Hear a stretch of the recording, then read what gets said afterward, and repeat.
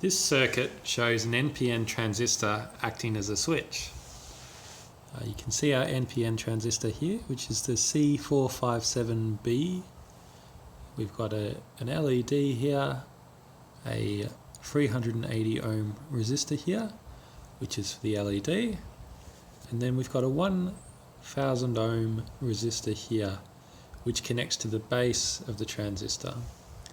And then we've got our input power, and we've got our ground, and this is the data line which runs over down through this cable here, which connects to our ESP8266 device.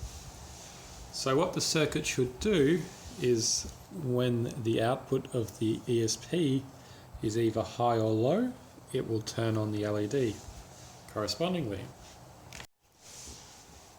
This is our circuit in operation. I'm going to turn the device off